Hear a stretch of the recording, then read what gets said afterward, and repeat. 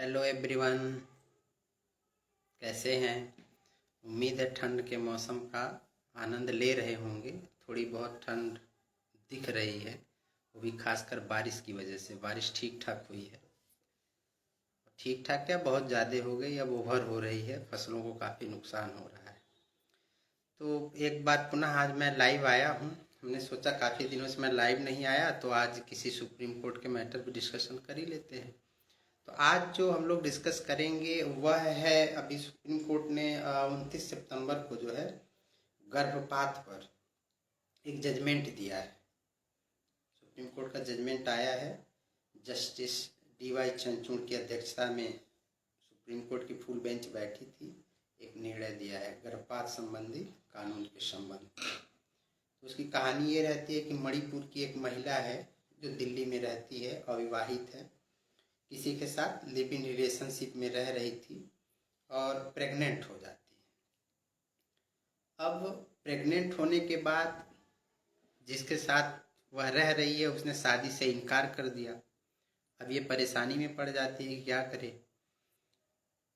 बच्चा पैदा नहीं करना चाहती, शादी हुआ नहीं है, सब समस्याएं इकट्ठा हो रही थी। तो दिल्ली हाई कोर्ट जाती है, रेमेडीज मांगती है कि एबार्शन की अनुमति दिया जाए। भारत में जो है एबार्शन अपराध है, IPC में प्रावधान किया गया है, कुछ एक्सेप्शंस हैं कि कब किया जा सकता है।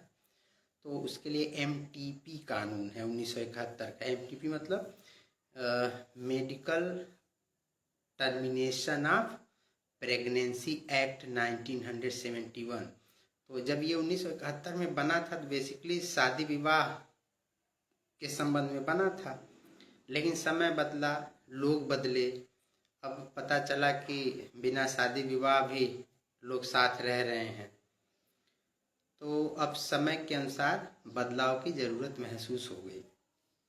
तो दिल्ली हाई कोर्ट ने MTP कानून के बारे में कहा कि उसमें ऐसा कोई प्रोविज़न नहीं है जो आपको राहत देता हो और आप एबार्शन नहीं करा सकते। आप अविवाहित हैं और वह विवाहितों के लिए। इस संबंध में MTP कानून में अमेंडमेंट भी हुआ है, 2020 में हुआ है, 2021 में हुआ है। अब जो है 24 वीक मतलब 24 वीक तक की प्रेगनेंसी को एबॉर्ट कराया जा सकता है, लेकिन अविवाहित महिलाओं को यह अधिकार नहीं दिया गया था। इस संबंध में अभी एक रूल भी आया है 2021 का, तो उसमें पार्टनर शब्द को डिफाइन किया गया है। तो सुप्रीम कोर्ट जो है पार्टनर का व्याख्या किया है, इंटरप्रिटेशन। तो अपने जजमेंट में सुप्रीम कोर्ट ने कहा कि पार्टनर के अंतर्गत शादीशुदा तो आएंगे ही, शादीशुदा के साथ साथ अब अविवाहित महिलाएं भी आएंगी और वह भी एबॉर्शन करा सकती। तो अब MTP रूल जो है उसके अंतर्गत शादीशुदा महिलाएं, अविवाहित महिलाएं, डाइवोर्स, विडो, फिजिकली और मेंटली जो डिजेबल्स महिलाएं हैं वह भी आएंगी। रेप से विक्टिम्स जो हैं उसको भी MTP कानून जो है कवर करेगा। वह लोग 24 हफ्ते तक का जो प्रेगनेंसी है उसको एबॉर्ट करा सकते हैं। तो सुप्रीम कोर्ट ने ये महत्वपूर्ण निर्णय दिया है इस मैटर पर। तो महिला को जो है हाई कोर्ट से रेमेडीज नहीं मिलती है, सुप्रीम कोर्ट जाती है। तो सुप्रीम कोर्ट में जस्टिस DY चंद्रचूड़ रहते हैं, उनकी अध्यक्षता में सुप्रीम कोर्ट की फुल बेंच बैठती है, मैटर को सुनती है और इंटरिम राहत देती है। एक मेडिकल बोर्ड गठित करती है और उस महिला को एबार्शन की अनुमति देती है, और बाकी पॉइंट्स पर विचार करते हुए अपने जजमेंट को रिजर्व कर लिया था। फिर अभी 29 सितंबर को अपना जजमेंट दिया। जो 2 जज और थे, जस्टिस JB पारदीवाला और इसके अलावा जस्टिस बोपन्ना, 3 जजों की सुप्रीम कोर्ट की फुल बेंच थी। इन्होंने अपना निर्णय दिया। अब इस निर्णय में 1-2 पॉइंट और कहा गया, जैसे मैरिटल रेप के बारे में आया। अभी मैरिटल रेप पर सुप्रीम कोर्ट में एक केस पेंडिंग चल रहा है जिस पर जजमेंट सुप्रीम कोर्ट का आने वाला है। संभवतः वैवाहिक दुष्कर्म जो है अपराध की श्रेणी में आ जाता है। सुप्रीम कोर्ट ने कहा कि तीन मुख्य पॉइंट आ रहे हैं सुप्रीम कोर्ट के जजमेंट से, ये कि सुप्रीम कोर्ट ने कहा कि महिला को अपने शरीर पर अधिकार है कि वह गर्भ धारण करे या ना करे। दूसरा, उसको अधिकार है वह बच्चे को जन्म दे या ना दे।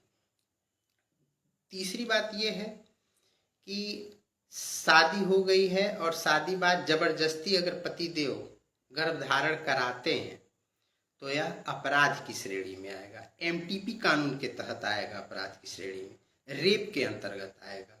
तो उसके लिए अलग से किसी रेप के लिए एफआईआर की जरूरत नहीं पड़ेगी, शिनाख्त की कोई जरूरत नहीं है, ऑटोमेटिक वह एफआईआर के रूप में दर्ज कर लिया जाएगा एमटीपी कानून के तहत। तो यह 3 प्रश्न उठे हैं जिस पर अभी चर्चाएं चल रही हैं इस जजमेंट के आने के बाद, और निश्चित तौर पर आगे चलकर हमें लगता है यह विवाद का विषय बनेगा और इस पर भी कुछ न कुछ सुप्रीम कोर्ट के निर्णय आएंगे।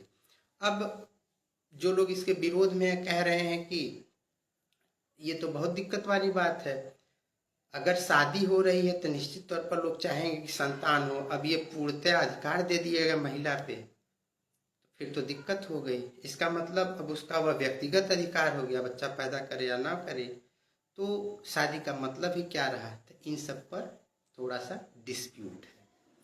इसके अलावा सुप्रीम कोर्ट ने एक और महत्वपूर्ण पॉइंट कहा है अपने जजमेंट में कि जो एबॉर्शन कर रहा है डॉक्टर, वह उस महिला का आइडेंटिफिकेशन डिस्क्लोज नहीं करेगा, न नाम बताएगा न पता बताएगा।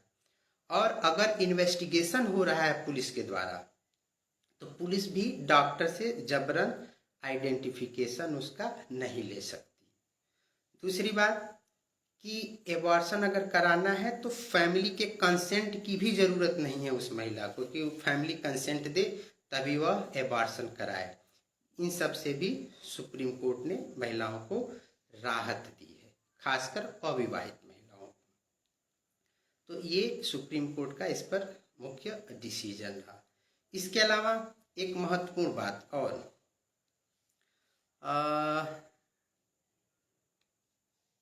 नहीं, लगभग हो गया, अब बाकी इसमें कुछ और बचा नहीं जो आपको बताया जाए। तो बाकी ये अब केस का जो नाम था वह केस का नाम था X versus principal secretary health and family welfare department government of NCT Delhi. तो यह केस का नाम है। तो एक्स वर्सेज इसलिए लिखा जाता है कि महिलाओं से संबंधित अगर मैटर रहते हैं तो उनका आइडेंटिटी छुपाया जाता है, बताया नहीं जाता, इसलिए एक्स लगा दिया जाता है। तो आज बस इतना ही, फिर जो है किसी और दिन किसी नए टॉपिक पर डिस्कस करेंगे।